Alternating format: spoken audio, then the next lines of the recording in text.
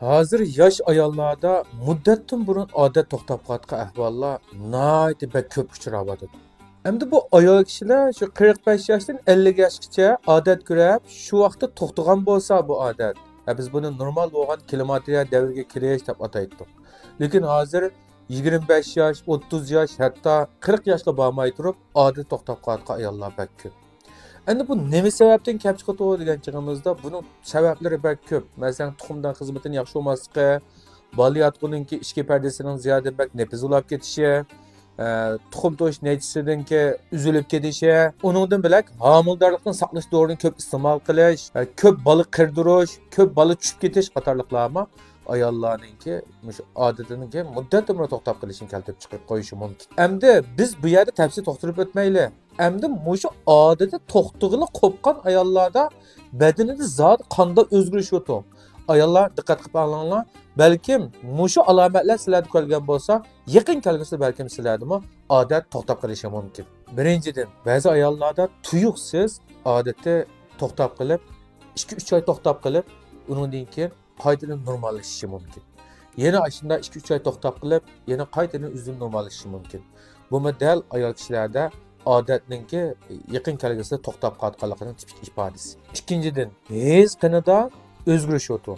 Ba'zilarning his qani so'sish bitadi, ba'zilarning his qanida qordaytgan, qor holatiga ketgan ahvol kelib chiqadi. Uningdan bilak ba'zilarninki normal ko'rayotgan odati 2-3 kun qisqarib ketishi mumkin. Ba'zilarning bo'lsa 10 kunlargacha odat surilib menishi mumkin. Uchinchidan, his miqdori odatdagi normal odat ko'rgan mazgildagidan zo'r darajada his miqdori ozlab ketishi mumkin. O'zining odatininki nihoyat oz kelayotganligini ayol kishi o'zi his qila oladi. To'rtinchidan, ruhiy kayfiyati bak oson turoqsizlashadigan, unutga qo'yib qoladigan, uyqusiz bo'ladigan, hatto kayfiyati turoqsizlashib, nervi ojizlab, oson ochiqlanadigan, tirikkak, so'qashqoq, ishi titildaydigan, gumonxo'r qatorliq nerv xarakterlik alomatlarma mushu yuqoridagi odatning qalayma qolishi bilan birga qo'shilib kelgan bo'lsa, vaqtida ayollar kasalligi bo'yicha tekshirtib, o'zinglardagi mush ayollar kasalligi bo'yicha odatinglarninki muddatini to'xtab qilishinglarni, oldini olishinglarni ham shuning uchishliq ba'zi yerlik dorilarni iste'mol qilishinglarni umid qilaman.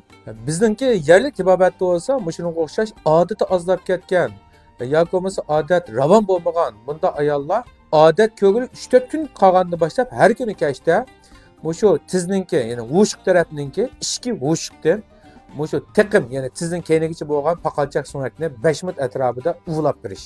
Uningdan bilak bel 9 ko'z sohasini 5 minut atrofida uvlab berish. Mushu odat ko'ngili 4-5 kun qolgandan boshlab lozi ochiq suv, kalla go'shi, yalli tomoqlardan parhez tutish kerak. Uningdan bilak bizning Uyg'ur tabobat dorilarimizdan majuni xiyar shambar, qurusi bayadar doz, uningdan bilak bizning zimadimiz bor.